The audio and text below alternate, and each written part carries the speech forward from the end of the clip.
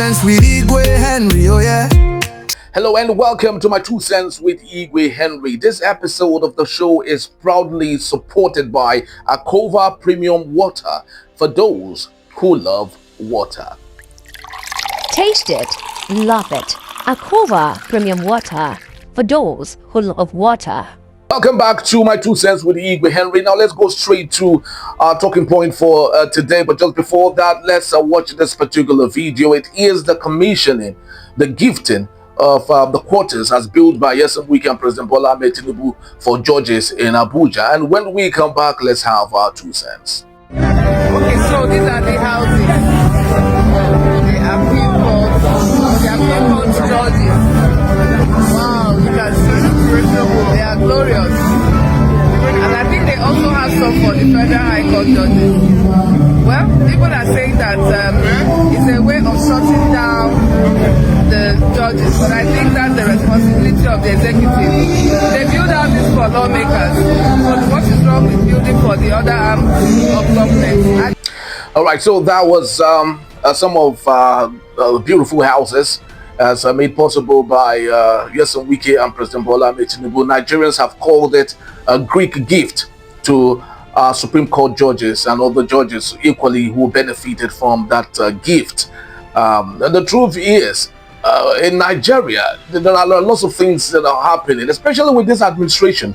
Awesome things are happening, and we cannot leave them out. We must have to call it by the name, and that is what we're doing right here on 2 cents with Igwe Henry. Remember, no violence on this show. This show is not intended to disparage anyone. We're just having our fair comments, and that's what we're about to do right now.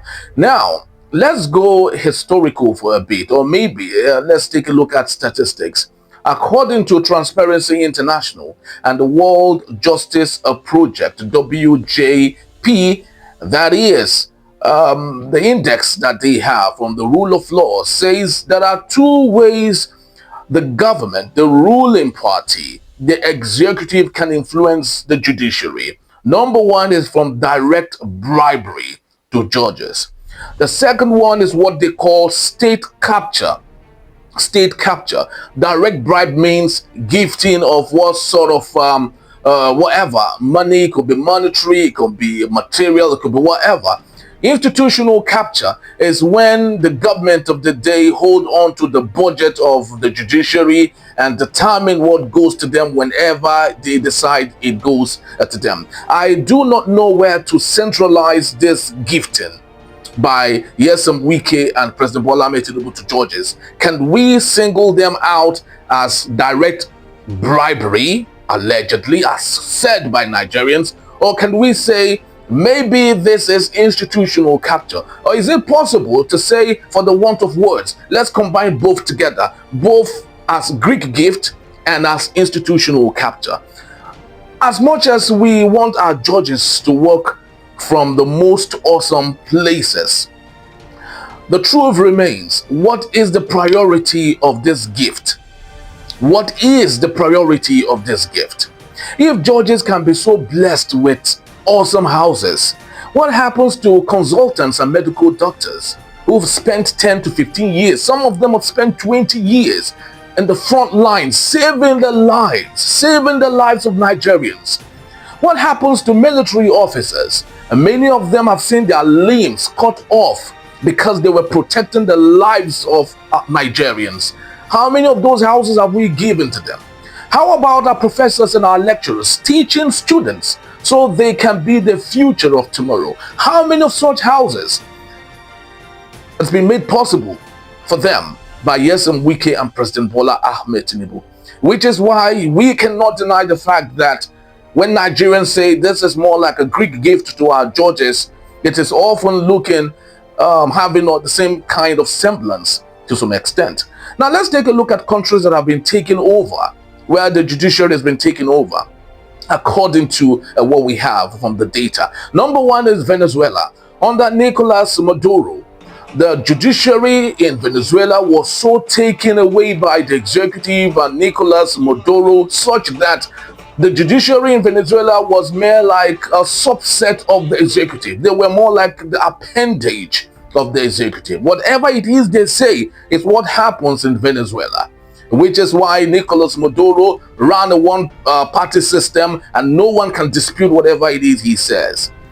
But because there is God factor in everything, despite the fact that he's bought over the judiciary 150%, what happened? God factor still played its part, such that Nicolas Maduro and the wife were picked up like rabbits and flown to the United States of America, where they are chilling away in Bronx, one of the correctional centers in Bronx in New York City.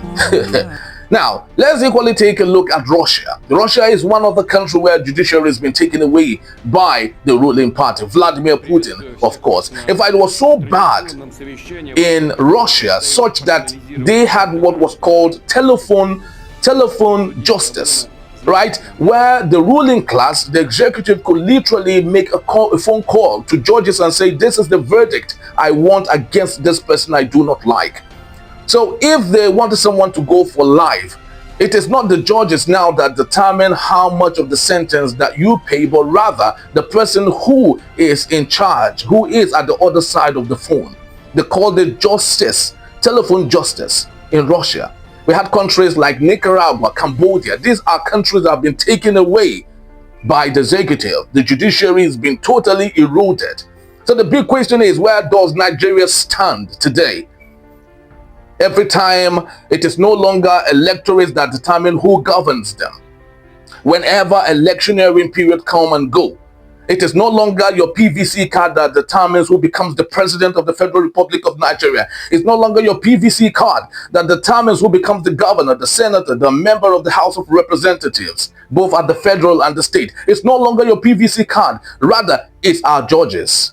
And little wonder you see all of these gifts, left, right, and center.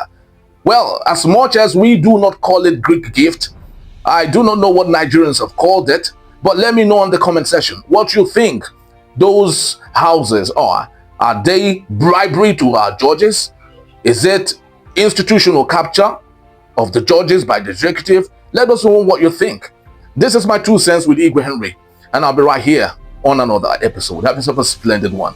Bye-bye. My 2 cents with Igwe Henry, oh yeah. True, they drop like rain, no deny. From street to the top, we they testify. No sugar coat, we they talk, I'm a CB.